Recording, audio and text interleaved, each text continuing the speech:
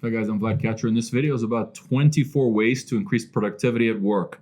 Now, we all want to be more productive. We all want to get a lot more done. It's critical, especially in a startup and your company. So this video, I'll break down my 24 things, 24 kind of hacks you can start using to become way more productive right away. And this video is sponsored by Monday.com. Those guys are great. My company, we use them. We use them specifically to split up the work, like who's going to do the work, who's going to do which tasks, and when they're going to finish it. And it really helps us to get the most done, right? Because then I know, and the whole team knows who's working on what.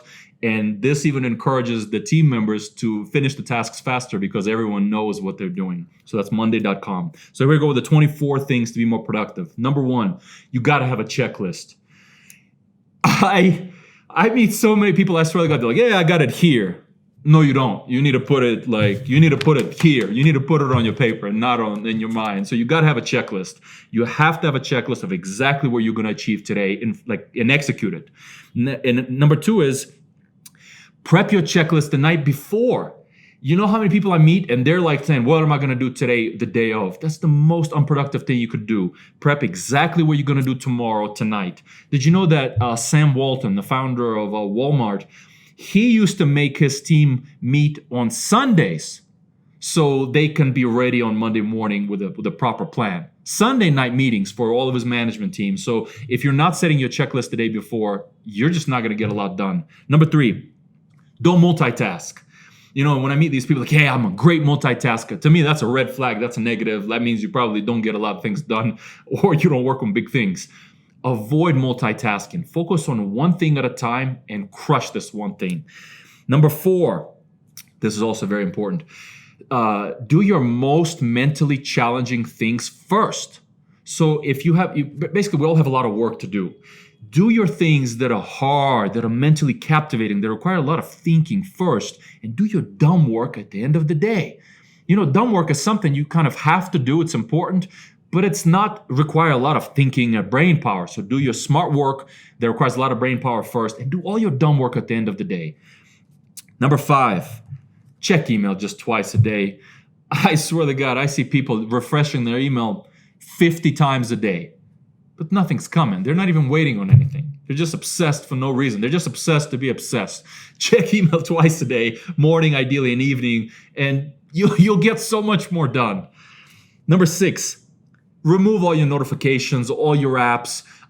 Imagine if you're sitting here trying to apply my list and you have your phone and you got an app notification that comes to you every hour. Death to productivity. Like it's the worst thing in the world. I even recommend remove all your apps except for Uber or Lyft on your phone and just have those two apps and then disable all notifications.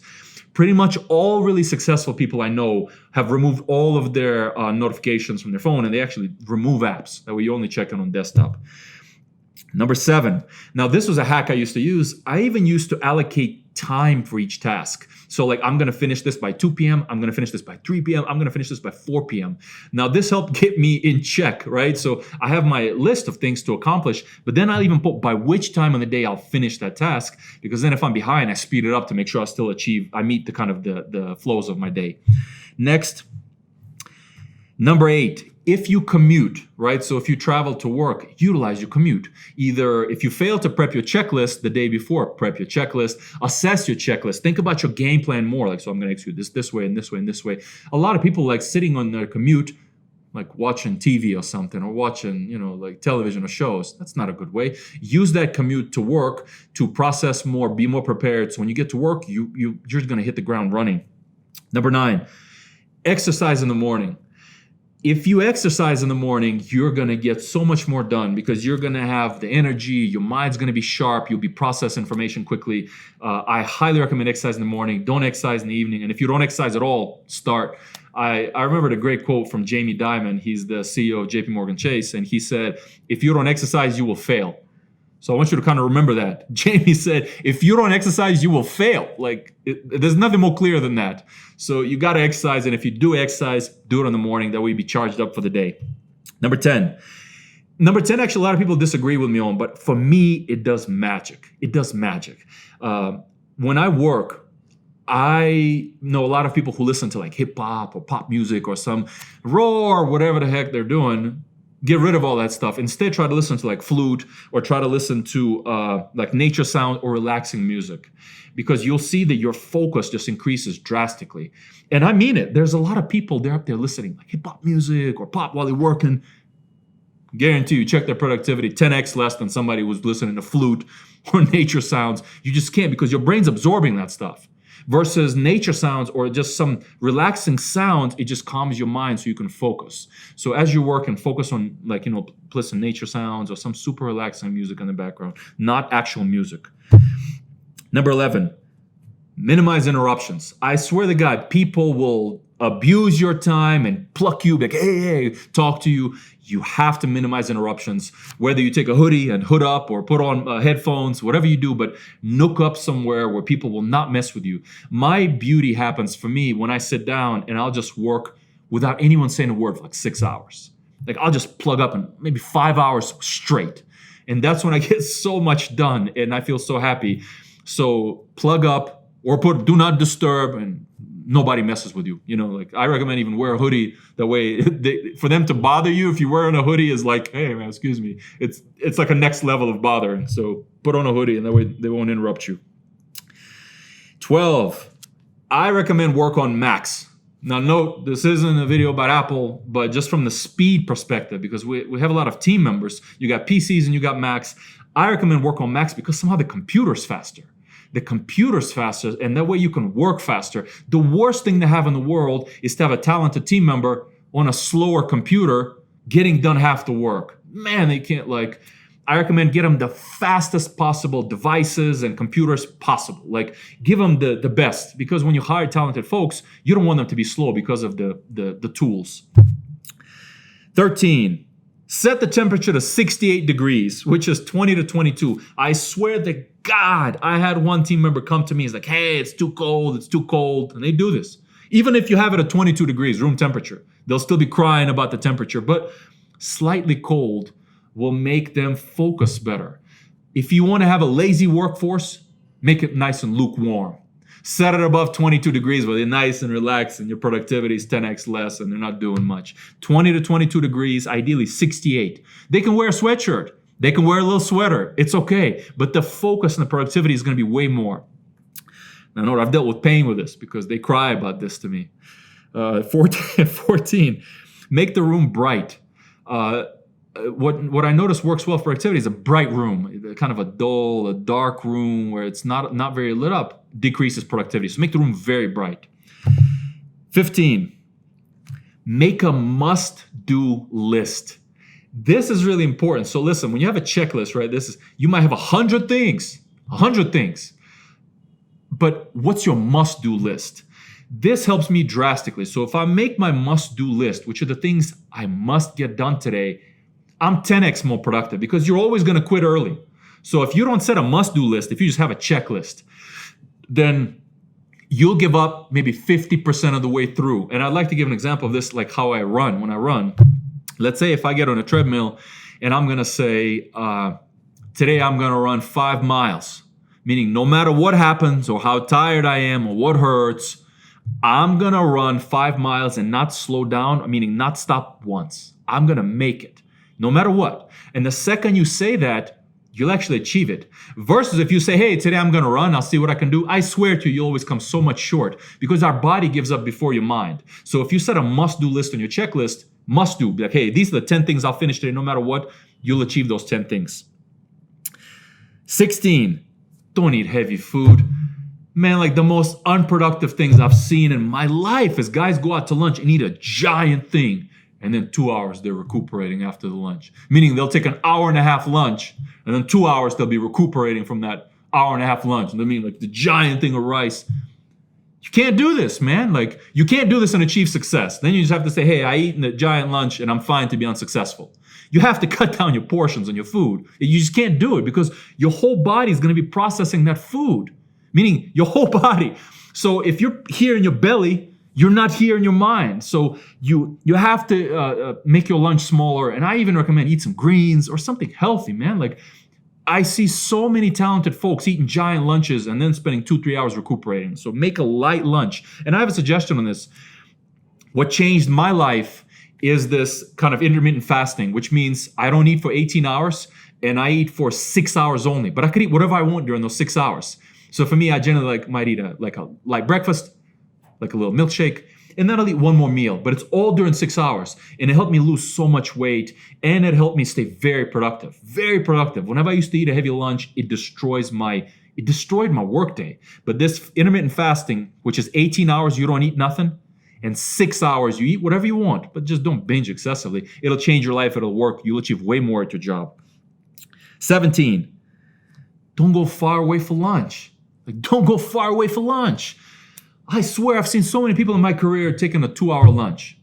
2-hour lunch, man. Your lunch should ideally be about 35 minutes. So get a close lunch or order in food. There's so many services, they'll bring the food to you now. So try to spend 35 minutes for lunch because it destroys your day. If you take a long lunch and then you recuperate from lunch, when are you doing the magic? The whole purpose of work is to do some magic, to create something that'll have a drastic impact today, versus all those other things take away from that. So don't go far away for lunch. Number 18. Number 18 again is prioritizing the most important things first. Because I've seen this just happen too many times that people are working down the checklist, but it's dumb work. So again, prioritize most important first. Number 19, drink a lot of water. Drink a lot of water through the day because that hydration, it does something to you to where you can focus a lot better. So drink a lot of water through the day. I recommend drink four of those 1 liter bottles at least through the day. 4 of them, because that way it'll clean out your body, clean out your system. You'll be able to function a lot better. Number 20, wake up early. From the people I've met who are really successful, over 80% of them start their day early. So waking up early is really, really important. If you start your day late, I think it'll drastically impact how much you can achieve in your life in terms of your output. Wake up early. Whenever I was really struggling, because I was very, very poor. For me, my journey was very hard, and I was very, very poor, and I had no money. I couldn't pay my employees. It was just hell. And I wanted to become successful so bad that I used to wake up at 3:30 in the morning, and I used to read till 6 a.m. So 2.5 hours every day of a book because I wanted to learn something. Then 6 a.m. I used to exercise, and then I used to eat breakfast, and I used to be at work at 7 a.m. So imagine 2.5 hours of reading and exercising and breakfast. I'm ready at 7 a.m. And this really helped me to kind of climb out from this unsuccessful phase. So if you're not waking up early, you're just missing out a lot. It's the key to success. So start your day early. I recommend start your day at 6. And the further you edge it up to 5 a.m., 4 a.m., just the more successful you'll be. I doubt you can find me any guy who wakes up at 3:30 continuously every day for working purposes and who's unsuccessful. It's just a matter of time until this person just does magic. You won't find him. Versus, you'll find a lot of unsuccessful guys who roll into work at 11. A lot of them. Next, number 21. Wear headphones. Wear headphones. People will bother you so much less when you wear headphones. Just wear headphones. Even if you're not playing anything in them, just wear headphones because they won't interrupt you. I see so much noise and so many interruptions happen to work. Wear headphones because a lot less people bother you. 22, read in the morning. I recommend read 1 hour every morning of every day. And I have an example for you. So Barack Obama, when he was the president of the United States, had a rule. Every day he reads for 1 hour. Whether it's late at night or whether it's in the morning, but read for 1 hour every day. If Barack Obama, the president of the US, can read for 1 hour every day while running the country, I'm sure you can too, right? What excuse could you have? Are you more busy than Obama? Is that the excuse? What's the logic? So read at least 1 hour every day. Number 23, if you're doing some boring work, meaning if the work you're doing is not great, man, this thing sucks. Ask yourself, why are you doing it? Why are you doing this? Why is this going to be meaningful and big for you? And this is what I sometimes do when I do work that sucks. Now, note, I do a lot of work that sucks. And that's part of the game. Generally, the more important position you have, the more work you have to do that sucks, right? The guys who are the happiest, who just do work they love, usually their positions aren't as important. It's okay to do work that sucks. So ask yourself why you're doing it. So what's the meaning on it? Example, I don't like sourcing. I don't like calling candidates on the first phone screen because many candidates just say crazy things when you first call them, right, for an interview. I don't like sourcing. I don't like that first call. I don't like this. But why am I doing this? Because I need to hire talented folks. And once I hire talented folks, they'll take my business to the next level. So once I think about that, it's fine to get some of them to reject you, some of them to be rude to you. It's part of the game. It's part of the journey. So next time you're doing boring work, ask yourself, well, why am I doing this? What's the meaning? If I achieve this work, what will happen to the business? And this is really important. And the last point, number 24 of how to be really productive, is be optimistic. I know it sounds kind of like, hey, just be optimistic. But if you take a guy who's pessimistic and a guy who's optimistic, who has just a positive outlook on life, he'll always be way more productive. It's hard to do magic when you're pessimistic. When your outlook is like, wow, this isn't gonna work, this is hard, this is not realistic, that guy usually doesn't get much done. So be optimistic, believe you can. Find other people who did, and that'll inspire you to do more magic, right? Like just look at the companies that were built.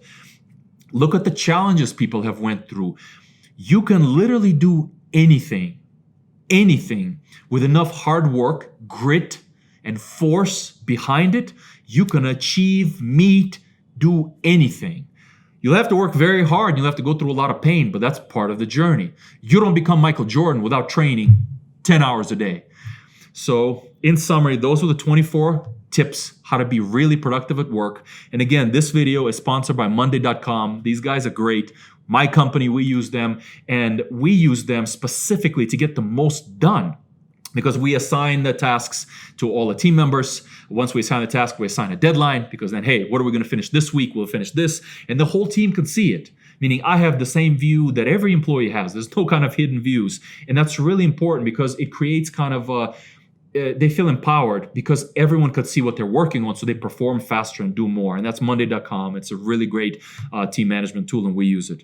This channel is all about entrepreneurship and startups. If you want to learn more about entrepreneurship and startups, how to build a really successful business, subscribe. Thanks for watching.